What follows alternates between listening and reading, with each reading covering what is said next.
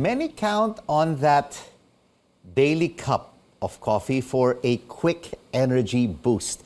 Studies reveal it could help treat some diseases, but just how much is a cup of coffee good for you? Well, this Caffeine Awareness Month, we speak with lifestyle medicine specialist Dr. Dipasupil. Doc, thank you so much for joining us. Can caffeine be found only in a cup of coffee? Oh, good question. Good evening, Rico, and thanks for having me here. Now, caffeine is a substance naturally found in fruits, coffee beans, tea leaves, and certain products too that we usually drink or we usually consume, like soft drinks. Okay? You could drink it from tea. Well, of course, the coffee would be one example, and milk tea. Okay? It still contains caffeine. Okay? And certain medications that would be one to help in the pain relievers and headaches. There you go. You mentioned some of the benefits of consuming drinks with caffeine, but what are the health risks linked, doctor, to excessive caffeine? Okay. Well, before I move on to the excess one, people should be drinking up to 400 milligrams of caffeine. So people may be drinking 400 milligrams, okay? But it has different, let's say the coffee has different dosage of caffeine. Let's say the brewed coffee, it's 90 milligrams. So when you are hearing certain individuals and experts say you could only drink up to 4 cups, it's because you may be reaching up to 400 milligrams of the caffeine per day. For cold brew, it could go as high as 150. Even 3-in-1 coffee, it contains caffeine. Some would say it's 20. Some it could go as high as 50 milligrams for 3-in-1 coffee. For tea, like the Assam, it could go as high as 80 milligrams of the caffeine. But if, let's say, you go higher than 400 milligrams, there where you are going to experience the health risk. One is anxiety, okay? The jitteriness, the nervousness. Another, you would feel there's palpitations. Then you would, if you're gonna check your blood pressure, the heart rate, it goes up, okay? And one of the dreaded side effects that if we keep on drinking a lot of coffee or caffeinated drinks is the insomnia, okay? And we don't like to feel there's a lack of sleep or disturbances of the sleep. So we have to lessen our intake of caffeine. So the recommendation is to cut out the caffeine 4 to 6 hours before going to sleep or your scheduled sleep. All right, you mentioned 4 cups, 400 milligrams of caffeine maximum per day.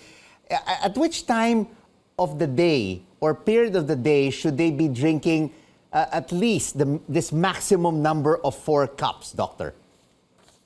Okay, so upon waking up, they could actually drink coffee, okay, or any caffeinated drinks, okay? But you have to be aware of the body signals, because not all would be feeling that, let's say, this cold brew or this coffee has already this a small effect, okay, of or the effects of it.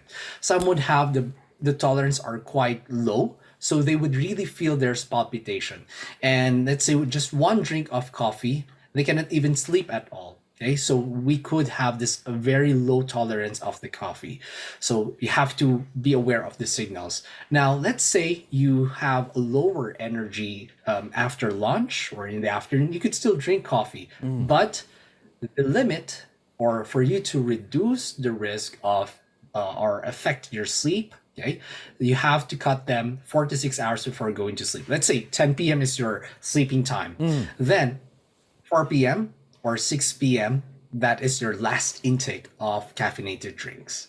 Wow, 6 hours before you go to bed. That should be your last cup of coffee. If not, then you'll have insomnia then. You'll have insomnia. How long? Yeah. Let's say you drink at 9:45 before you go to bed. How long usually will it take before you can really sleep and have a good night's sleep, doctor? It actually varies to some individuals. Let's say they have a high tolerance. Some would say, "Oh, I could still sleep even I'm taking coffee." But let's say you're drinking a cup of coffee, but you put other ingredients. Let's say creamer, Right. sugar, and this components could reduce the effects of the caffeine. So the creamer, it's high in tryptophan, so it may help you in going to sleep, or feel there is like you're about to sleep. Well, the sugar has also an effect in having this less of the energy because of the body's response to it. Now, for the coffee, remember this is also a diuretic. Okay, so when it's a diuretic, you're also flushing the fluids, so you feel you're having it could have less energy, or you feel lethargic. So for us to prevent that from happening, you have to drink enough water. Now, going back, if it's going to affect your sleep, let's say you're drinking a cup of coffee and then maybe another cup of tea, black tea, then it may definitely going to affect your sleep because the caffeine of both drinks are quite high. And doctor, briefly, can pregnant women drink coffee? Well, it's actually controversial, but based on the recommendations, if it's less or no intake of caffeinated drinks, the better. But the limit is up to 200 milligrams of caffeine. So they could still enjoy, but if their doctors said that they have to stop or limit the intake, please follow their advice. And when you say 200 milligrams of caffeine, that's about 2 cups a day. And briefly, here's another question. No?